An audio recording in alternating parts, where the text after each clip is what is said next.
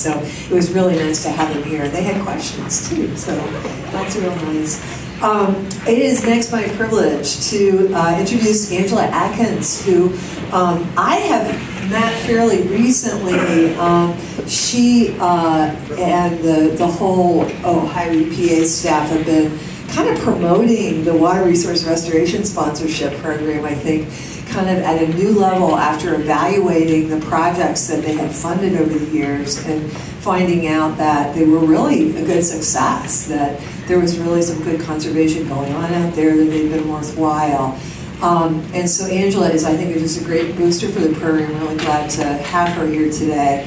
The first I came across the Water Resource Restoration Sponsorship Program was in regard to working on our conservation easement on Glen Helen Nature Preserve that Nick and I worked on for, about 9 years. And the first commitment that we got was this Water Resource Restoration Sponsorship Program.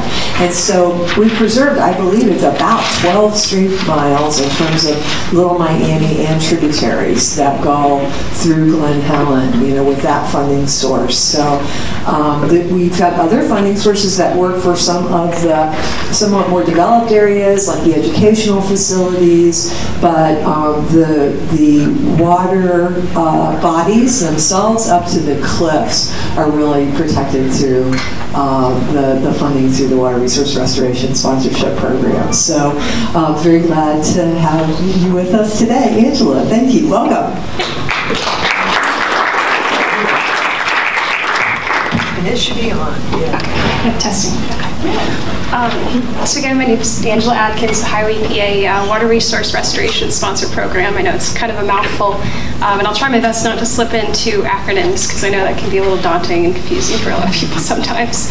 But the WRRSP is actually a program that was under the Division of Environmental and Financial Assistance, which basically manages and implements our state revolving fund, which was set up under the Clean Water Act.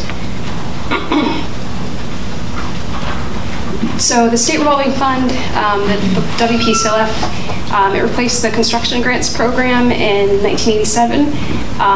Its first loan was awarded in 1989, and it's we've done nearly $8 billion as of 2016, so for approximately 3,000 loans for wastewater infrastructure. So wastewater treatment plant upgrades, the collection systems, pipes, everything. And we're the third largest state revolving fund in the nation, so we're one of the most robust.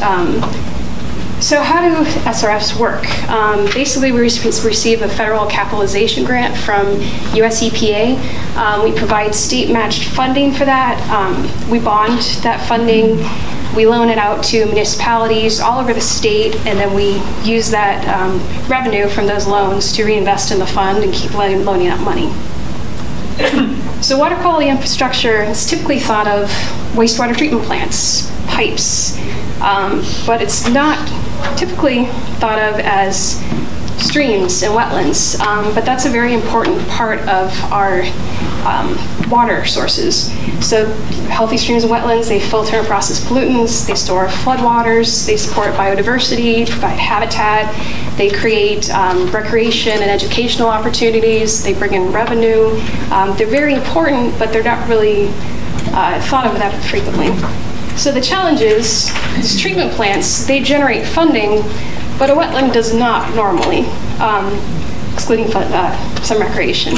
So how do we raise money to basically facilitate non-point source improvements to water quality? So our solution to that, which actually came from DEFA staff in 2000, was to create a sponsor program. So we link a sponsoring wastewater loan recipient with a wetlands or stream restoration and protection project. So the way we do this is basically in anticipation of the revenue that we'd be receiving from that wastewater loan. We basically advance that interest to fund the Water Resource Restoration Sponsor Program project. So again, it was created in 2000. A wastewater sponsor voluntarily agrees to sponsor a stream to wetlands project, and in return they receive an interest rate discount. And implementers are the normally nonprofits. They're the ones that are actually in charge of implementing the stream or wetlands project themselves. And sponsors take on some degree of oversight responsibility. So we're bringing multiple people to the table. And that interest rate discount may not seem like a lot, because we can basically give up to 0.1% off on that loan. But for $142 million loan, that's a significant dollar amount. And that's pretty normal, because we've had a lot of projects like up in Cleveland where they're doing large tunnel projects that's pretty usual, and they'll probably be doing those for the next 5 to 10 years easily. So on an annual basis, we make available $15 million. That's normally split between restoration and protection projects. Restoration projects, they can involve fee simple acquisition, but basically those will restore the project site to a high quality stream or wetland. And protection projects, that high quality stream or wetland is already on site, so we're providing funding to either fund a conservation easement or funding for the fee simple acquisition of that site. I'm kind of ahead of myself, I guess. All projects require an environmental covenant, so it's kind of our version of a conservation easement. So that kind of brings both the sponsoring loan recipient to the table, makes them responsible for the project itself, but also the project implementer is responsible for that. So they're all parties to the covenant. So what's considered high quality? Our program is based on the state's biocriteria. So each stream, if you're just looking at streams, they have aquatic life use designations. So statewide, we can determine how high quality that stream is. Basically it's, okay, I'm trying to think of a good way to put it to good words. We're looking at, say, a stream that's normally should be in attainment of warm water habitat. If there's something that's impairing that stream, it can be in partial attainment or in non-attainment. So we do assessments statewide. I think it's on a 5-year cycle. We actually go out to each of these streams and do monitoring and assessments, and we put all that information online. For wetlands, it's kind of based on interdegradation. We take Ohio Rapid Assessment Method assessments. So basically, it's going on site and seeing what is the state of that wetland, how high quality is it, but basically our metrics are based on how those would score. So when you're looking at a site's ecological integrity, you really have to consider its biology, its chemistry, and the integrity of the habitat. So habitat assessments, that's really looking at just the physical components of that stream or the wetland. And luckily with a lot of these, when our staff does go on site, sometimes they do those habitat and biological assessments. So if there's a site that you might consider to nominate for our funding, it's easy to go online and kind of get that information and see what's out there. This is actually a screenshot that I took of the integrated report that's on our website. Our website is not really intuitive, so if you Google integrated report, it's on there. You can pull up an entire map of the state and zoom in on all these streams and basically click on these dots. They're all color-coded, but it'll tell you what type of biological assessments have been done in that area, and if the streams are in full attainment, non-attainment, and what their designation would be. So this is a very good place to start if you have a property that you'd like to protect and you want to see, is it high quality or not?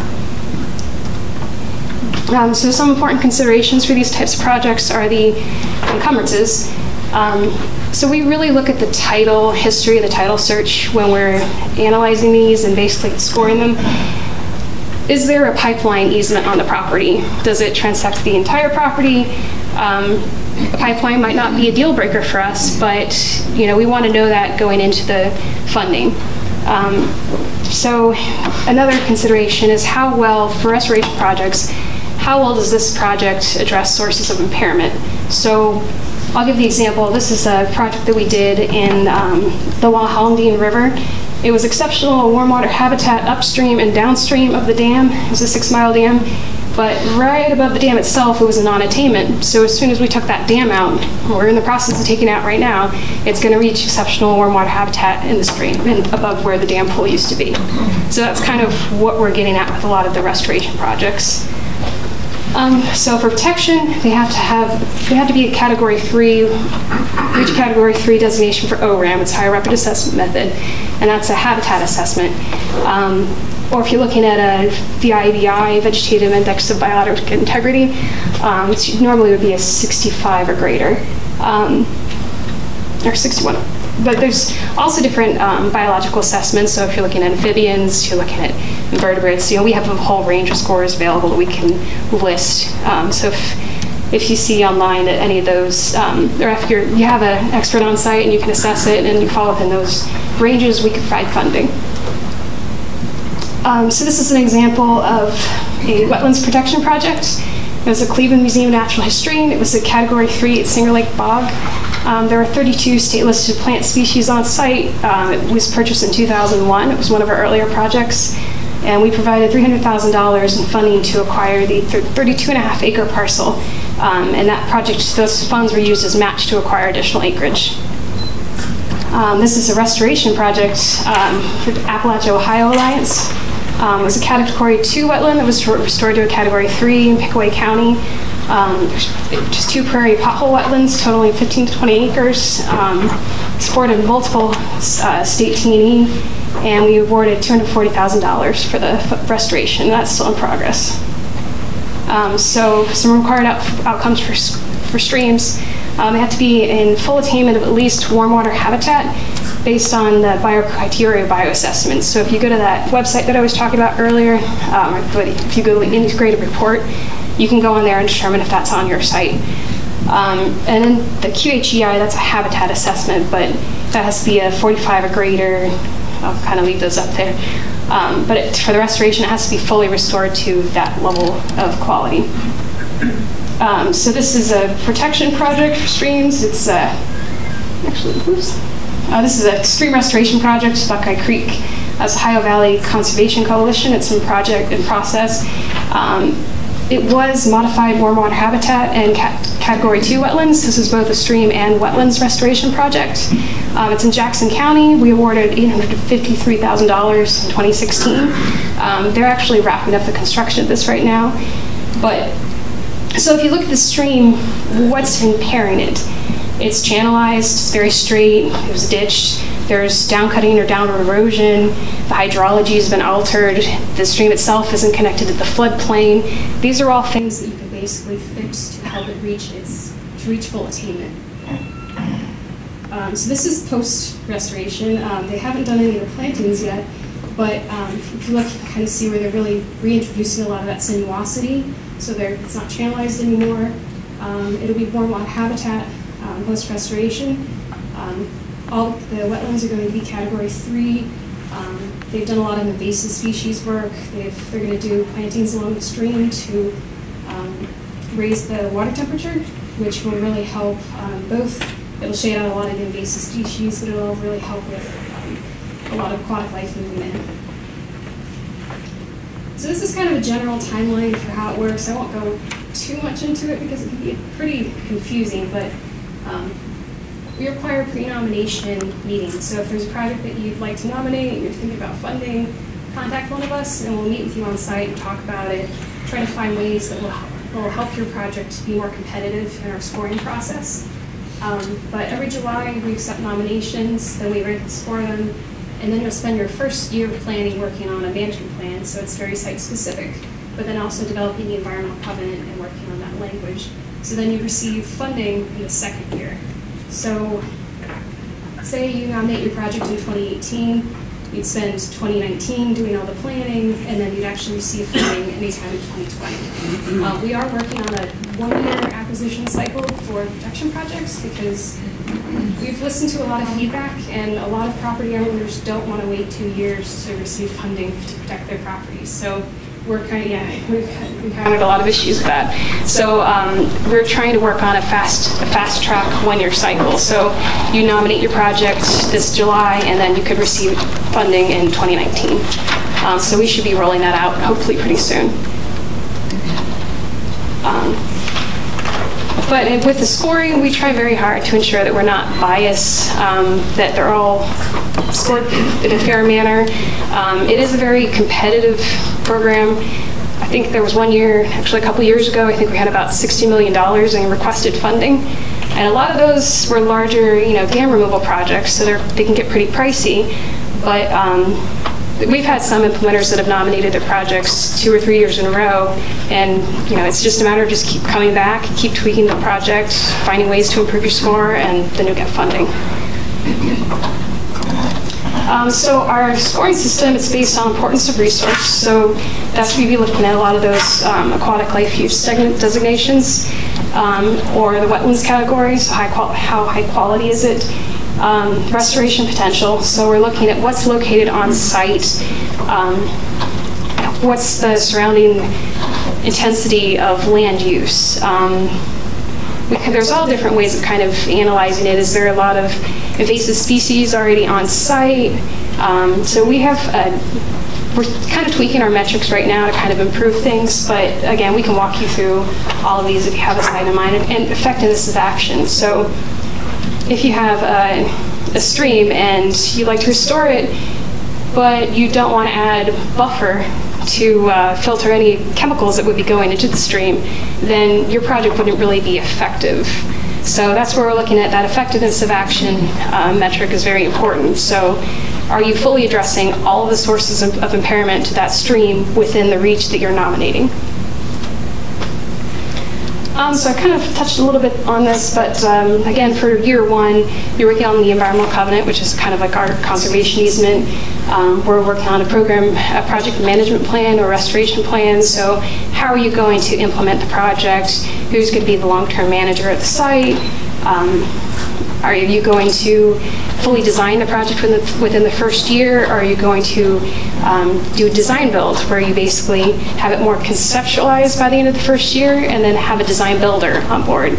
And then that's also too, by the end of that first year is when you'd be linking up with a project sponsor. And I, at least, have been doing this for about 6 years, and I haven't had a single instance where we haven't been able to find a sponsor, which is pretty wonderful because it's an awesome program, and it has a lot of support statewide. A lot of sponsors see this as an excellent opportunity for their PR. There's some sponsors that only sponsor programs within their watershed. So, and there's some that'll sponsor projects anywhere in the state. So it's really wonderful because I think a lot of potential implementers see that as a risk. What if I don't find a sponsor and we can't link up with funders? But I haven't seen it happen yet. So, knock on wood. Yeah. But again, year 2 is when you can receive funding.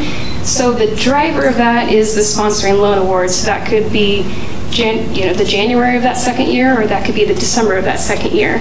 So it's just something to be cognizant of if you are doing restoration projects, where if you want to get going really early, you might have to float some costs. So we can only actually disperse on funding when the loan is awarded. So it's just kind of good planning.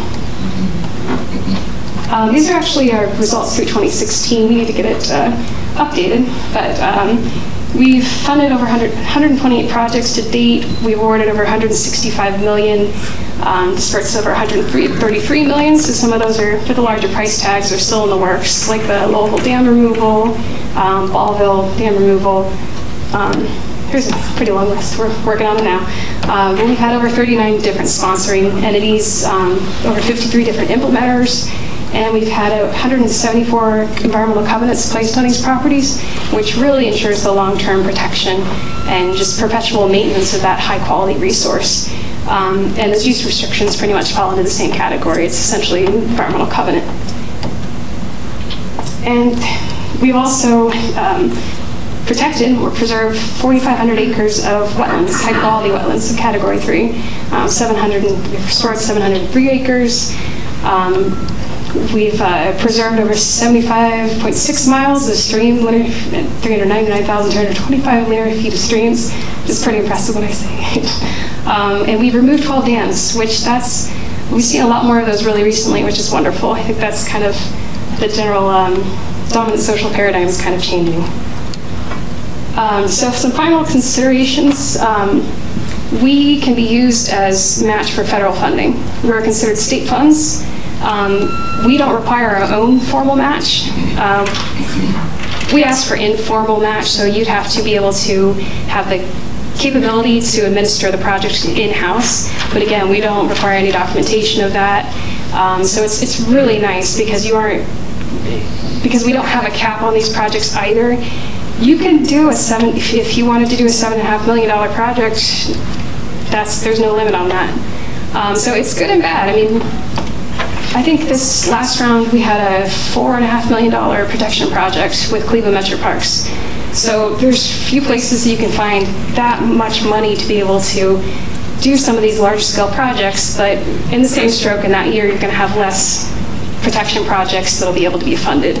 So it really waxes and wanes by the year. But it's something to keep in mind. I mean, there's so many things that you could do. It's just really dependent on how much you want to bite off it at a time. So we say too, all of the costs in order to be eligible, they have to be directly related to restoring or protecting aquatic life uses.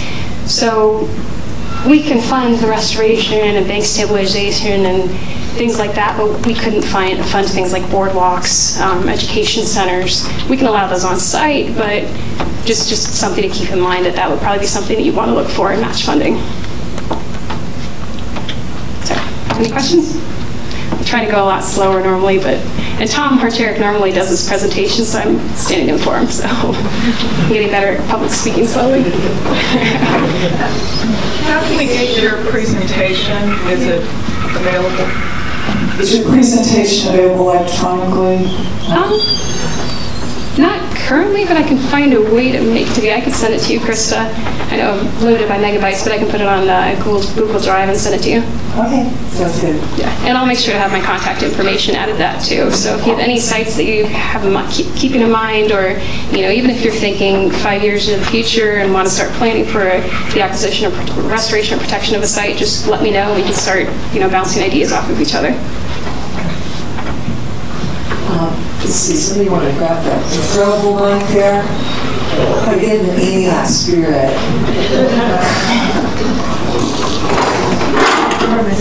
Start over that way. Oh gosh.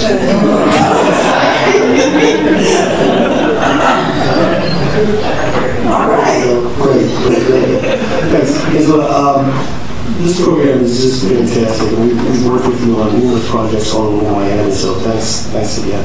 You're a great public speaker. But my question is, it's such a great program, and it seems like it's almost on autopilot. Are there any real threats to this program? Would it ever go away? Is there things we can do to support the ongoing nature of this, because it's such a wonderful opportunity? Well, part of our outreach is just kind of getting more people involved, talking to more people, trying to reach more implementers. Tell your governor, tell our director, Is it anything that comes up for renewal that the governor would say, I'm not sure whether we want to continue this? Is it on a renewal cycle or something? I'm just trying to... Well, it's primarily, this isn't based in statute. The state revolving fund, the WPCLF is, but the WRRSP is not. So we've been able to do this in-house and organize it, but it does have so much support that I don't think it would go away. And anytime you have someone a new administration coming in, you kind of worry a little bit. But again, we do have so many large entities that really do support it. The MSD in Cincinnati. The Northeast Ohio Regional Sewer District up in Cleveland, they're huge supporters. So I just say get involved, let as many people as possible know that this exists and that it's a wonderful opportunity. And there's not many, other states have actually started trying to implement the same type of program through their state revolving fund. That's kind of a challenge, and we spoke in Indiana, Vermont, and I think Michigan really recently. And that's more of a challenge in terms of fund modeling, because each state, it's basically structured slightly different in terms of the way that they implement their revolving fund. So because we are the third largest one in the nation, we're able to do projects that aren't that large, but other states have much less money to work with. So it's just kind of talking to as many people as possible and trying to get it going in as many other states as possible too. Maybe a little strange question, but we've got a couple of properties with environmental covenants on them. Is it possible to make minor modifications to those based on future planning needs and things? And if so, how do you do that? Yes, we would actually, depending on what you have proposed, because the program's definitely evolved a lot over the years, we'd look at first what's in the management plan, what was in the scope of the project that was originally nominated, and then depending on what you're proposing, we could either amend the management plan itself, or we could amend the environmental covenant. So we're pretty flexible. We're willing to work with whatever situation and whatever's needed on the site. So I think it's just a matter of contacting us and saying, hey, here's what we want to do, here's what's proposed, and then going from there.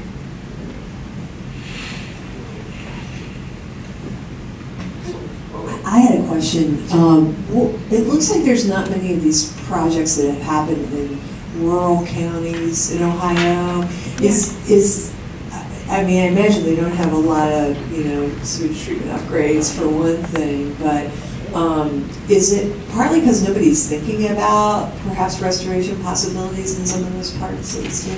I think so, and I think that's one of the reasons we're really trying to step up our outreach and target certain parts of the states where we haven't done that many projects.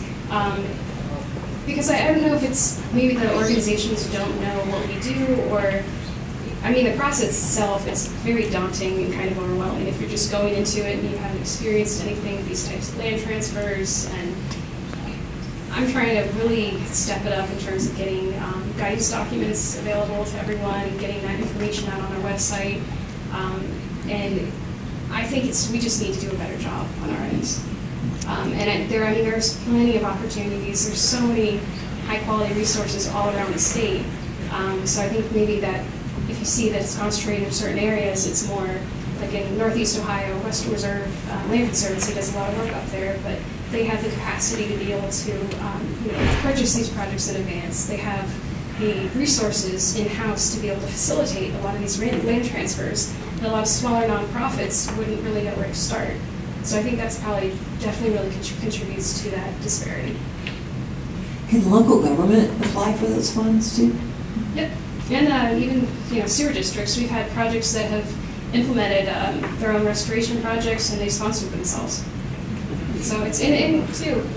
Projects don't have to necessarily fall into one category versus the other. So you can be, in the same stroke, you could be purchasing a project at a project site and also fully restoring it. Or you can have different restoration components for a protection project. So if you'd like to purchase a site and you want to do some invasive species management, then you can get funding for both of those. Another question here. I think it's something. How is the project linked with its sponsor? We have How's a project linked with a sponsor? Basically, we have a sponsorship agreement. Our legally binding mechanism with the project sponsor is their loan agreement. So we work with language in that loan agreement. It references the environmental covenant, and the project's management plan is actually also part of the loan agreement itself. So we have a few different documents that are basically all wrapped up in that package that legally bind each of these entities to it. So the sponsoring entity, they have an agreement with the implementer, and then we have the agreement with the sponsor. How do they find a sponsor? We can't formally facilitate I guess when a implementer and sponsor would link up because it's an interest rate discount. So we can't do it for them, but if there's a lot of sponsors that are actively looking for WRRSP projects to sponsor. So we can give contact information, and basically those contacts, that's where the implementer would then proceed to contact them and say, hey, we want to have a project funded in 2020. Do you have any wastewater loans or wastewater projects that might generate enough funding that would be awarded around that same time? Angela, it's such an amazing program, and the impact is really apparent when we're out looking for sites. We're constantly running into properties that have been restored or purchased with the program. So obviously you're having a great impact, and it's really good to hear that other states are looking to implement the idea. It just seems like a great win-win. Question for the restoration projects. Do you have formal performance standards that the implementers held to, and what's the ramifications if they don't meet those performance standards? We do. We work out the project's post-restoration goals within those management plans. In the past, they've been based on habitat assessments, but we're going to require biological and habitat assessments, so you have a target score that you would need to reach as your post-restoration goal. And if they don't reach that, then that's where we go back with the sponsor and kind of reassess the site and see what we can do to meet that goal. And we also too have some follow-up. We're looking at working with district staff to go back on site and do a lot of monitoring and see what's been successful over the years and what hasn't, and really just kind of start to document as much as possible, because again, restoration science is still developing. And there's a lot of things some things that we've tried that have worked and some things that haven't worked. So it's just kind of a matter of really going back and learning from mistakes and making sure that you really have the right goals for each site moving forward. I just wanted to mention with our Glen project, the sponsor was the Warren County engineer's office, basically doing sewage treatment expansion. And it was interesting. I mean, it's a kind of an odd relationship. It's like a very, very creatively designed program from EPA to try to, link that, utility upgrade for population growth, to conservation, improve conservation. And it was, just a fine experience, honestly. It was a little bit funny. It was new to the commissioners. And so, the county engineer really was our point person. He was great, and really was able to answer their questions pretty well. But it's just odd that you do have that implementer relationship directly with the Sewer Water Authority, who's doing the project, and it seems a little bit artificial. But again, I think it's had such great success that if you're interested in pursuing one of these projects, I mean, it's possible for those of us, us implementers who have done some of them to certainly talk to you about how that's worked and sort of how to sell your project, I guess. But it was wonderful. Interestingly, that's Little Miami Watershed, also, and the engineer sent his son to scout camp up here, and so it really did feel like, although it wasn't the county where the project was, it really did feel connected in a pretty cool way. So it's a little bit different, but I think because you've got so many successful projects now, it would get easier and easier to help people get comfortable with that relationship. Well, actually, I was thinking about Eric's question earlier too. It's also very nice because even if things changed at the federal level in terms of the capitalization grant, because we are so large and robust, this program will continue. So the WPCLF will also continue as well. So that's wastewater infrastructure and drinking water infrastructure, and then also all the streams and wetlands restoration projects that we've done. Smaller states would probably not be in the same boat. They'd definitely be much more greatly impacted than we would, but Ohio's in good shape. Any other questions? Well, I got one extra little I did take a flying leap. Just to add that the WRRSP staff are really happy to come out in the field to visit your potential project. They welcome it.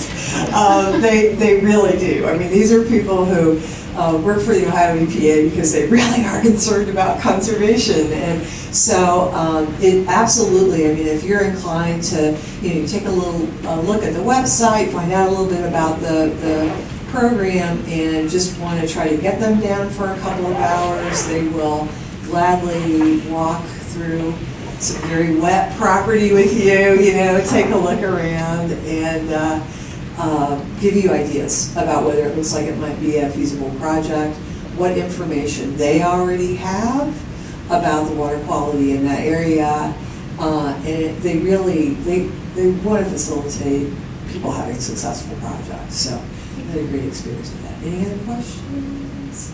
Well, thank you, Angela. I appreciate it.